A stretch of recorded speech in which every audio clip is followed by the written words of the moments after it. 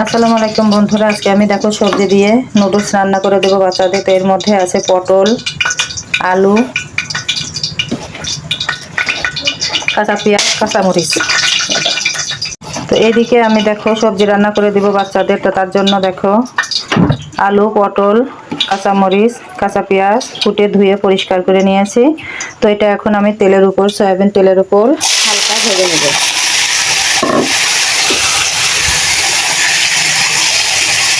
হালকা করে ভেজে নিচ্ছি। সবজিটা দেখো লাল করে ভেজে নিয়েছি। তো এর মধ্যে এখন আমি টমেটো দিয়ে দেবো। এখানে দেখো দুইটা টমেটো কেটে ধুয়ে পরিষ্কার করে রেখেছিলাম, সেই টমেটো দিয়ে দিচ্ছি। এখানে টমেটো সস ব্যবহার করব না রান্নার ক্ষেত্রে, যখন পরিবেশন করব বাচ্চাদের বাটিতে বাটিতে তখন সস ব্যবহার করব। তো দেখো এটা আর একটু ভালো করে ভেজে নিব।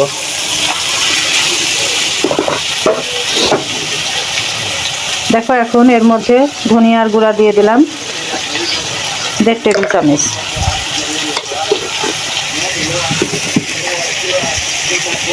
অফ ক্যামেরায় একটু পানি দিয়ে দিয়েছি সবজিটা সিদ্ধ হওয়ার জন্য। তো দেখো আমি এখন ডিম ভেঙে দিচ্ছি।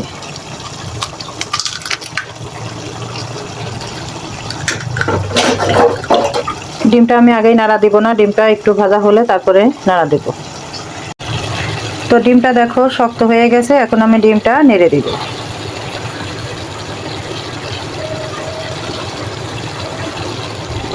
সবজিটা সিদ্ধ হওয়ার জন্য কিন্তু অফ ক্যামেরায় আমি পানি দিয়ে দিয়েছি।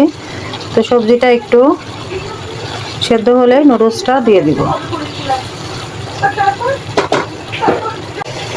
তো এদিকে দেখো সবজিটা সিদ্ধ হয়ে গেছে। তো এখন আমি এর মধ্যে নুডলস দিয়ে দেব।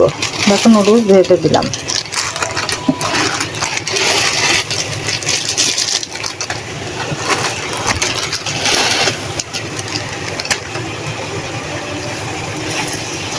এদিকে নুডলস কিন্তু আমি ভেঙে নিয়েছি, ছোট ছোট করে নিয়েছি। তো নুডলসটাও তো সেদ্ধ করতে হবে, তো নুডলস সেদ্ধ করার জন্য একটু পানি দিয়ে দিব।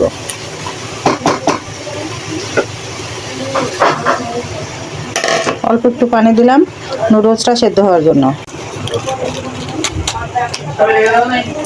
3 প্যাকেট নুডলসের জন্য 3 প্যাকেট মশলাই এখানে ব্যবহার করব।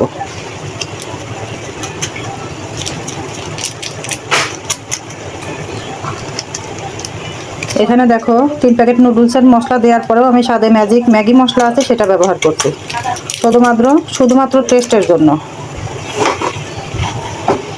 এটা আমি নুডলস এবং সবজির সঙ্গে ভালো করে নেড়ে দিব।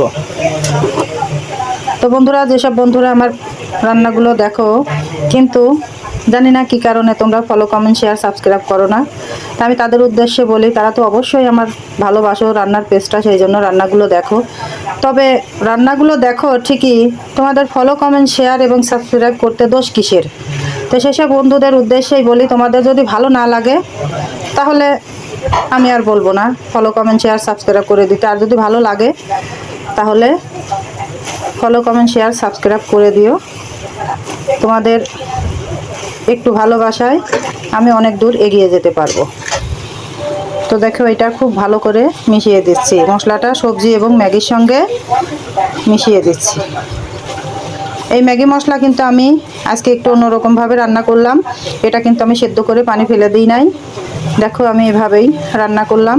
আমার রান্নাটা যদি তোমাদের ভালো লাগে তাহলে এইভাবে একবার ট্রাই করে দেখতে পারো।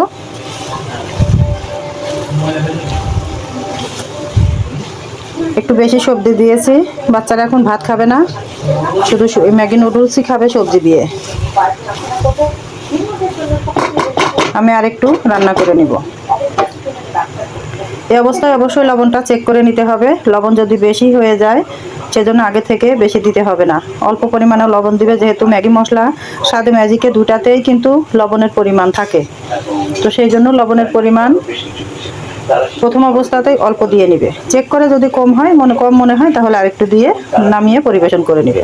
বন্ধুরা দেখো চমৎকার লোভনীয় ইয়াম্মি আমার রান্না। আমি কখনোই বেসাদভাবে রান্না করি না, আমার রান্না আমি নিজেই প্রশংসা করি। আমার রান্না খুবই সুস্বাদু হয়। তো দেখো এখন আমি বাচ্চাদের বাটিতে সার্ভ করে দিচ্ছি।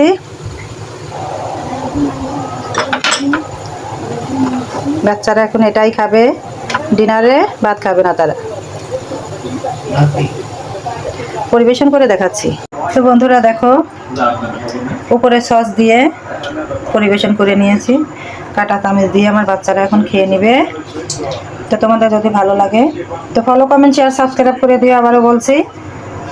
আর আমার পাশে থেকো, দোয়া করি তোমরা ভালো থাকো, তোমরাও দোয়া করো আমিও যেন বাচ্চাদের নিয়ে ভালো থাকতে পারি। আজ এই পর্যন্তই, আল্লাহ হাফেজ।